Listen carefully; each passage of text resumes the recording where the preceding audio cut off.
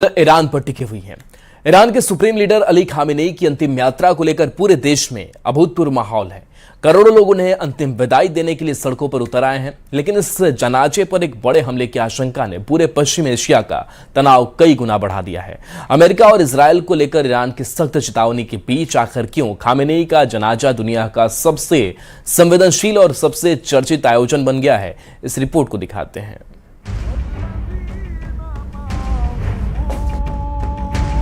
4 जुलाई से 9 जुलाई तक ईरान के सुप्रीम लीडर रहे अली खामनेई का जनाजा पूरी दुनिया में देखे जाने वाला सबसे बड़ा ग्लोबल इवेंट साबित होने जा रहा है। तेहरान से आई तस्वीरों में साफ दिखाई दे रहा है कि अली खामनेई की अंतिम यात्रा को लेकर जबरदस्त माहौल बन चुका है। ईरानी जनता अपने सुप्रीम लीडर के जनाजे में शामिल होने के लिए देश भर से राजधानी तेहरान पहुंच रही है। काला कफन ओढ़े करोड़ों लोग मातम मना रहे हैं। करीब 4 महीने पहले निधन के बाद 3 जुलाई को पहली बार अली खामनेई का पार्थिव शरीर आम लोगों के बीच लाया गया। इसके साथ ही उनकी 7 दिन की अंतिम यात्रा शुरू हो गई है। लेकिन इस बीच सबसे बड़ी खबर ये है कि ईरान को आशंका है अमेरिका और इजराइल खामनेई के जनाजे को निशाना बना सकते हैं। अंतिम विदाई से पहले तेहरान से लेकर वॉशिंगटन और तेल अवीव तक धमकियों और बारूद की गूंज सुनाई दे रही है। ईरान की सेना ने खुला दावा किया है कि जनाजे पर हमले की साजिश रची जा रही है। ईरान के जॉइंट मिलिट्री कमांड खातम अल अंबिया के चीफ कमांडर अली अब्दुल्लाही ने अमेरिका और इजराइल को सीधी चेतावनी देते हुए कहा कि 7 दिनों के राजकीय शोक के दौरान अगर किसी भी तरह की हिमाकत हुई तो उसका अंजाम बेहद खौफनाक और पछतावे से भरा होगा। तनाव इस कदर बढ़ चुका है कि ईरान के नए सुप्रीम लीडर मुस्तफा खामनेई ने सुरक्षा कारणों और इजराइल के कथित डेथ वारंट के डर से अपने पिता के जनाजे में शामिल नहीं होने का फैसला लिया है। हालात तब और ज्यादा बिगड़ गए जब इजराइल के रक्षा मंत्री इस्राइल काट्ज के बयान ने तेहरान में हलचल मचा दी। दावा किया जा रहा है कि इजरायली रक्षा मंत्री ने कहा ईरान के नए सुप्रीम लीडर मुस्तफा खामनेई उनकी हिट लिस्ट में है और उन्हें जिंदा नहीं छोड़ा जाएगा। अयातुल्ला अली खामनेई को मौत के 4 महीने बाद आखिरकार कब्र नसीब होगी। उनकी पार्थिव देह को सबसे पहले तेहरान में अंतिम दर्शन के लिए रखा गया, जहां लाखों लोगों ने उन्हें अंतिम बार देखा। इसके बाद जनाजा कौम फिर इराक के नजफ और करबला पहुंचेगा और आखिर में उनके जन्म स्थान मशहद में उन्हें सुपुर्दे खाक किया जाएगा। इतने बड़े जमावड़े के बीच सुरक्षा एजेंसियों को डर है कि सीज फायर के बावजूद ईरान का कोई ड्रोन या कोई आत्मघाती प्रॉक्सी ग्रुप इन जनाजे को निशाना बना सकता है। माना जा रहा है कि 48 से 72 घंटे पूरे पश्चिम एशिया के लिए बेहद संवेदनशील हैं और एक छोटी सी चिंगारी पूरे इलाके को फिर से भीषण युद्ध की आग में झोंक सकती है। Bureau report, news 18। के कुल 89 सैन्य अड्डे हैं। ईरान ने युद्ध के दौरान इनमें सबसे अहम सैन्य ठिकानों को मिसाइलों और ड्रोन से दहलाया था। फिर से जब युद्ध के आसार बन रहे हैं तो अमेरिका अपने सैन्य अड्डों को बंद करने या फिर दूसरी लोकेशन पर शिफ्ट करने का प्लान बना रहा है। खाड़ी देशों से जिन देशों में सैन्य अड्डों की शिफ्टिंग की जा सकती है उसमें 3 नाम सबसे आगे हैं। पहला इजराइल, जहां मजबूत एयर डिफेंस सिस्टम है, इसीलिए इसे सबसे सुरक्षित विकल्प माना जा रहा है। ग्रीस दूसरी लोकेशन है जो यूरोप के करीब होने के कारण रणनीतिक रूप से अहम मानी जा रही है। तीसरी है साइप्रस, जो भूमध्य सागर में अमेरिका को बेहतर सैन्य पहुंच दे सकती है। ट्रंप ने जैसे ही अपने सैन्य अड्डों को सेफ हाउस में शिफ्ट किया, फिर ईरान का हिसाब तय है। ट्रंप जितने गुस्से में है उससे यह भी साफ है कि अब ईरान पर B-2 बम वर्षकों जैसे विध्वंसक से हमला होगा।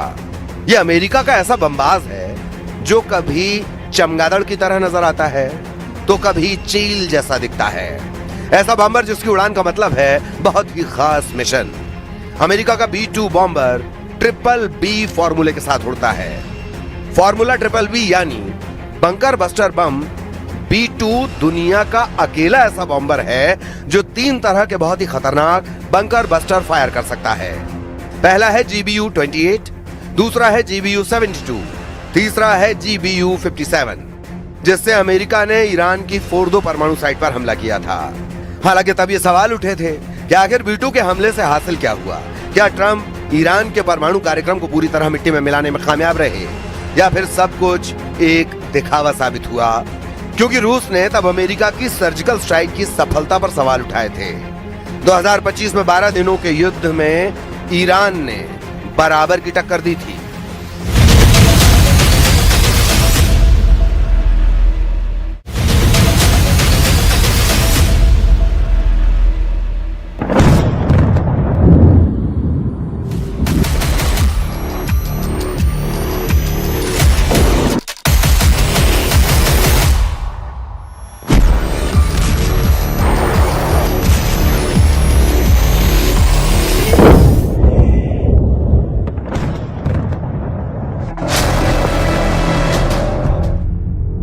अमेरिका युद्ध में जब हारने लगता है तो खूंखार हो जाता है, इतना खूंखार कि फिर सभी हथियारों से दुश्मन को दहलाता है। ट्रंप ने साफ कह दिया है कि ईरान को जैसे भी हो हद में लाओ, ईरान को एटम प्रोग्राम पर फौरन समझौता करवाओ। अगर ईरान नहीं तैयार होता है तो फिर B-2 से बमबारी करो या टॉम हॉक से मारो, F-35 से हमला करो या मिनटमैन फोड़ो।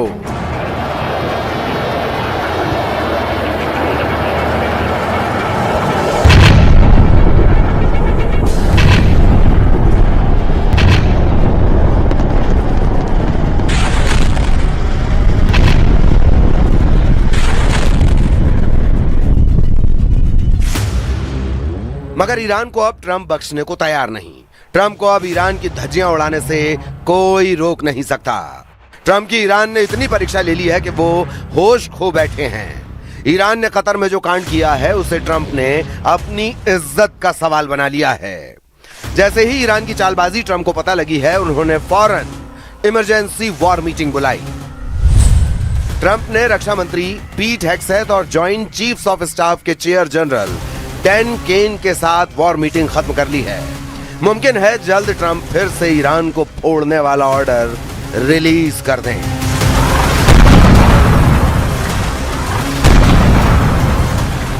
क्योंकि कतर में उनके अरमान कतरे कतरे में तब्दील हो चुके हैं। ईरान ने अमेरिका से 1-to-1 बात ही नहीं की। यही नहीं, खींचतान के बीच इराक की राजधानी बगदाद से धमाके और हवाई हमले की तस्वीर आ गई। वहां अमेरिकी दूतावास पर ड्रोन अटैक हुआ। तस्वीरों में दिख रहा यह इलाका बगदाद का सबसे सुरक्षित इलाका माना जाता है, लेकिन वहां हमला हुआ। रात में हुए हमले से पूरा इलाका गूंज उठा। आरोप लगा कि अटैक ईरान ने किया, वो भी ऐसे समय जब डील की वजह से अमेरिका और ईरान ने एक दूसरे पर हमले रोके हुए हैं। तो ऐसा कहीं से नहीं लग रहा कि ईरान अमेरिका से कोई बातचीत करने के मूड में है। बगदाद में अमेरिकी दूतावास ने तो जंग फिर से शुरू होने का खतरा भी बढ़ा दिया है। रही सही कसर कतर के दोहा में पूरी हो गई, क्योंकि वहां अमेरिका और ईरान के प्रतिनिधिमंडल की सीधी बात ही नहीं हुई और अमेरिकी प्रतिनिधिमंडल केवल कतर के प्रधानमंत्री से ही मिला। कतर में ट्रंप को चकमा देने के बाद ईरान ने यह धमकी भी दे डाली है कि वो युद्ध के लिए तैयार है।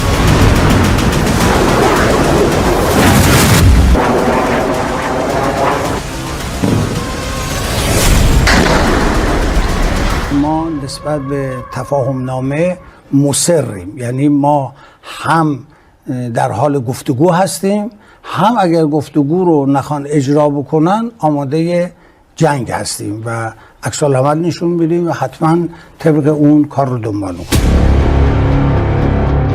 जिस मुलाकात का ट्रंप ने ढिंडोरा पीटा था और कहा था कि ईरान की सहमति से कतर की राजधानी दोहा में अमेरिका और ईरान एटमी डील फाइनल करने की कोशिश करेंगे, ना वो मुलाकात हुई और ना ही ईरान और अमेरिका की दोहा में कोई सीधी बात हुई।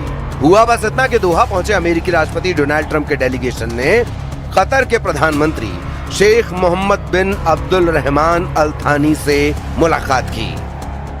अमेरिका की ओर से दोहा पहुंचने वालों में पश्चिम एशिया में अमेरिका के दूत स्टीव विटकॉफ और ट्रंप के सलाहकार और दामाद जेरेड कुशनर शामिल थे। कहा जा रहा था कि दोनों ईरान से बात करके होर्मुज और दूसरे मुद्दों का कोई समाधान निकालेंगे, लेकिन ऐसा कुछ नहीं हुआ। हालांकि जेडी वेंस ने दुनिया को ऑल इज वेल वाली स्थिति दिखाने की पूरी कोशिश की। We want durable commitments that are verifiable and backed up by inspections that Iran will denuclearize their entire country. Some days actually more oil coming out of the Strait than came out before the war even started. So there's this element of the, where the world oil economy is kind of getting back into gear. That's going to take a little bit of time, but you've already seen the prices come way down.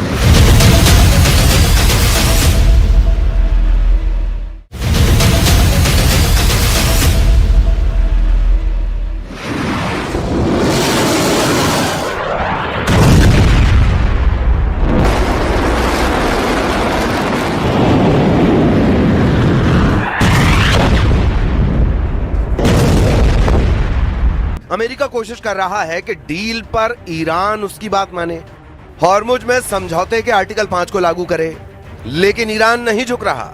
वो Hormuz में वसूली का plan बना चुका है और उस plan को लागू करने के लिए वो अमेरिका को मजबूर कर रहा है। उसका सीधा सीधा कहना है कि पहले MOU की शर्त पूरी हो, तभी आगे बात होगी।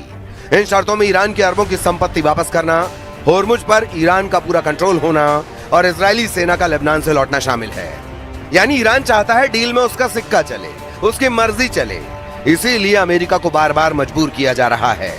मगर यह दांव उल्टा पड़ सकता है। इजराइल इसी फिराक में है कि एक बार ट्रंप का मूड बदले और फिर ईरान को अच्छे से सबक सिखाया जा सके। इजराइल के प्रधानमंत्री बेन्यामिन नेतन्याहू लेबनान पहुंचे हैं। लेबनान के दक्षिणी हिस्से में इजराइल के सैनिक मौजूद हैं।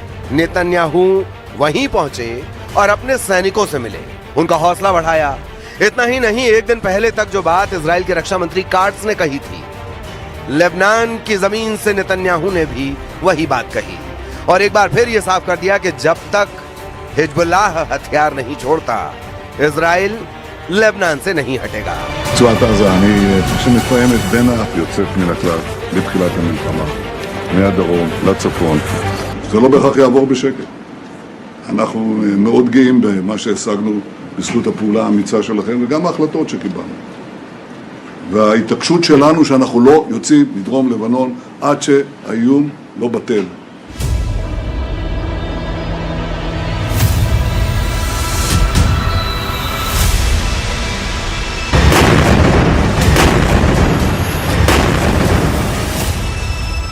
इजराइल का कहना है कि अगर ट्रंप बीच में नहीं आते तो अब तक लेबनान में हिजबुल्लाह को कुचल दिया जाता। लेकिन ईरान से डील के लिए ट्रंप ने लेबनान वाला ट्रंप कार्ड चला, जिससे इजराइल को हमलों की रफ्तार धीमी करनी पड़ी। मगर इजराइल तो इजराइल है और नेतन्याहू को रोकना मुश्किल ही नहीं, नामुमकिन है। वरना वो लेबनान की जमीन पर खड़े होकर हिजबुल्लाह को नहीं ललकारते। शायद ट्रंप ने नेतन्याहू को 28 फरवरी वाला सिग्नल दे दिया है। इसकी सबसे बड़ी वजह अमेरिकी सैन्य ठिकानों को खाड़ी देशों से शिफ्टिंग को भी माना जा रहा है।